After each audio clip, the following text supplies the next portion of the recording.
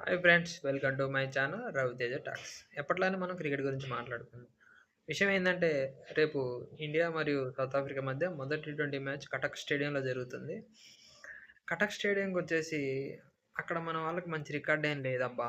ఎందుకంటే 3 మ్యాచ్లు ఆడితే 2 ఓడిపోయింది అక్కడ. Very poor record. ఓడిపోయిన 2 మ్యాచ్‌లు గూడా సౌత్ ఆఫ్రికా మీదనే ఓడిపోయింది. మరీ దరిద్రం అది.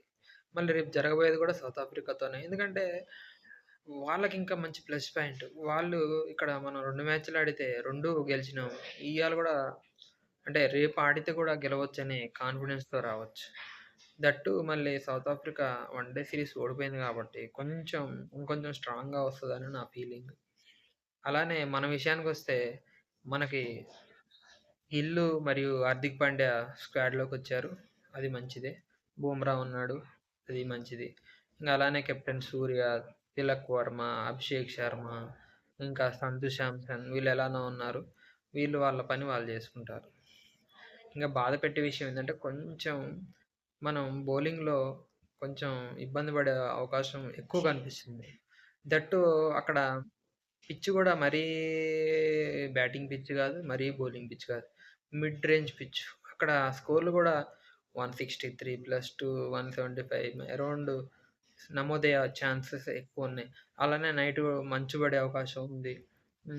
ఇవన్నీ లెక్కలోకి తీసుకుంటే ఎలానే మొన్న జెప్పినట్టు టాస్ గెలిచిన వాళ్ళు ఫీల్డింగ్ ఎంచుకునే అవకాశమే చాలా అంటే చాలా ఎక్కువ. ఇలాంటి మంచి విషయాల కోసం నా ఛానెల్‌ని సబ్స్క్రైబ్ చేయండి, లైక్ చేయండి, షేర్ చేయండి.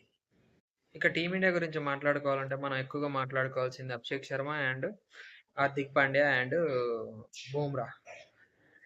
అభిషేక్ శర్మ మొదటి నుంచి తన దూకుడైన ఆటతో ఆడితే టార్గెట్‌నైనా అలానే టార్గెట్ సెట్ జేయడంలో అయినా ఎక్కువ పరుగులు మనం సాధించగలుగుతాం. చేజింగ్‌లో అయితే మ్యాచ్‌ని త్వరగా ముగించడానికి ఉపయోగపడుతుంది. అలానే బూమ్రా తన పదునైన యార్కర్‌లతోటి అవతల బ్యాట్స్‌మెన్‌ని బంబేలెత్తిస్తాడని అనుకుంటాను. అలాగనే హార్దిక్ పాండ్యా తన ఆల్‌రౌండ్ పెర్ఫార్మన్స్ తోటి టీమిండియాకి మంచి శుభారంభం అలాగే చేజింగ్‌లో అయితే మంచి ఫినిషింగ్ అవ్వాలని కోరుకుంటున్నాం. అలానే సౌత్ ఆఫ్రికా విషయానికొచ్చేసరికి సౌత్ ఆఫ్రికా ఎక్కువ ఈసారి బ్యాటింగ్ మీద ఫోకస్ చేసింది. ఎందుకంటే వాళ్ళకి నెక్స్ట్ ఇయర్ వరల్డ్ కప్ ఉంది మన ఇండియాలో. అలానే నెక్స్ట్ ఇయర్ వచ్చేసి వన్ డే వరల్డ్ కప్ ఉంది వాళ్ళ కంట్రీలో. సో, బ్యాటింగ్ మీద వాళ్ళు ఎక్కువ దృష్టి సారించినట్టు కనపడుతుంది. మొన్న గూడా హ్మ్. గత వన్ డే మ్యాచ్‌లో గూడా 2 మ్యాచ్‌లు బ్యాటింగ్ చాలా అద్భుతంగా చేశారు. బౌలింగ్ వల్ల వాళ్ళు కొంచెం వెనకబడినట్టు థర్డ్ మ్యాచ్‌లో కనపడింది. సో, వాళ్ళని గూడా మన మన బౌలర్లు ఎదుర్కోవడం అనేది చాలా కష్టం. ఓవరాల్‌గా టీమిండియా సౌత్ ఆఫ్రికా మీద ఎక్కువ టీ20 మ్యాచ్‌లు గెలిచింది. రేపటి మ్యాచ్‌లో కూడా టాస్ చాలా కీలకం. టాస్ గెలిచిన వాళ్ళు మాక్సిమం బౌలింగ్ ఎంచుకుంటారు.